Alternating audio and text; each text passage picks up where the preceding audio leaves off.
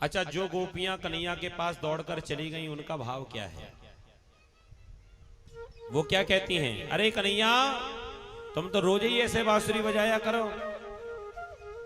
दिन में तो घर के काम भी होते हैं, लेकिन रात में हम बिल्कुल फ्री होती हैं। प्रेम से चैन से कथा आपकी इस बांसुरी का श्रवण करें, कोई रोक टोक नहीं। और कन्हैया ने क्या बांसुरी की धुन बजाई, गोपियां बेशुद्ध हो गई। इनको अपने शरीर का भी होश नहीं रहा। संत कहते हैं कि जब कन्हैया ने बांसुरी बजाई ना, गोपियों का क्या हाल हुआ। जो जिस स्थिति में थी उसी स्थिति में दौड़ पड़ी। एक गोपी घर के आंगन को लीप रही थी। आधा ही आंगन लीप पाई, तब तक कन्हैया की बांसुरी बज गई। ऐसी बेसुध हुई कि याने अपने हाथों को भी नहीं धो पाया और गोबर से ही हाथ सने हुए दौड़ पड़ी कन्हैया के पास। ऐसा अद्भुत प्रेम। एक गोपी एक आंख में काजर लगा रही थी, दूसरी में लगाने को हुई, तब तक बांसुरी की आवाज कान में पड़ गई। तो बेचारी एक ही आंख में काजर लगो भाई, और तब तक दौड़ पड़ी। इसे इतनी फुर्सत ना मिली कि दूसरी में भी एक काजर लगा ले। एक गोपी ने एक चोटी तो बनाई ली, दूसरी बनाई हुई बारी थी, तब तक कन्हैया की बांसुरी की आवाज कान में पड़ी। तो बेचारी एक ही चोटी बनी बनाई दौड़ पड़ी। ऐसी बांसुरी बजाई। क्या कहते हैं संतजन, ध्यान से सुना। श्याम कन्हाई बाबा नंद की दुहाई,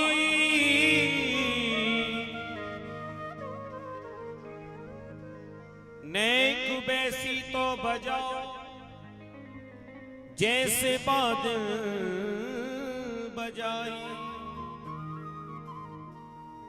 गौवन ने नीर छोड़ो, बछुरन ने चीर छोड़ो, ब्रज की ब्रजबाला सब काम छोड़ धाई। और क्या किया? को गोपी पति की सेवा को त्यागवाई, को गोपी खीर में नमक डार आई। इन्हें होश ही नहीं रहा। कोई पति की सेवा कर रही थी, बांसुरी बजी, दौड़ पड़ी वहां से। पति बेचारा बुलाता रह गया, अरे क्या कर रही थी, पैर दबा रही थी, कहां जा रही है? कह दिया आ रही हूं। दौड़ पड़ी। को गोपी पति की सेवा को त्यागवाई, को गोपी खीर में नमक डार आई। और राधा रानी की स्थिति क्या बनी?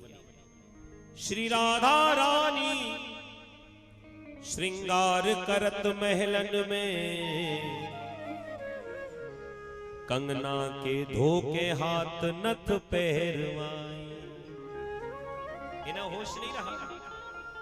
कंगन पहनना चाहती थी, कंगन पर तो हाथ न गया नहीं, नथ ही उठाकर हाथ में और दौड़ पड़ी। ऐसी अद्भुत कन्हैया की बांसुरी है। तो जरा हम लोग भी बड़े भाव से सुने, हो सकता है कन्हैया की बांसुरी हमें भी सुनाई पड़ जाए। जो भगवान की सच्ची गोपी हैं, ये बांसुरी केवल उन्हीं को ही सुनाई पड़ेगी।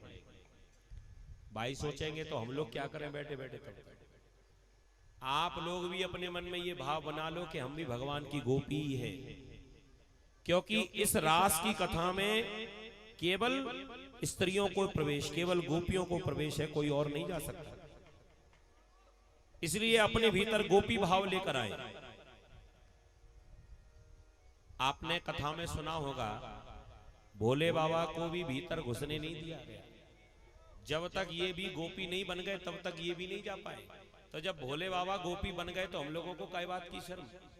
हाँ, कोई बात नहीं, भोले बाबा की तरह साड़ी पहनने की आवश्यकता नहीं है। हम अपने मन में गोपी भाव बना लें। हम ये समझें कि हम कन्हैया की गोपियां ही तो हैं। अकेले भगवान हमारे,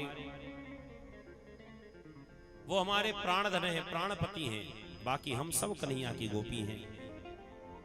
तो जो गोपियां भगवान की बांसुरी का वादन सुन रही हैं, उन गोपियों की एक परेशानी है। वो क्या कहती है, ध्यान से सुनो। ओ काना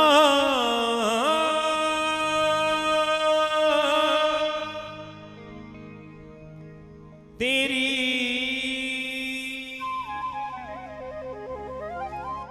बांसुरी नींद चुराए,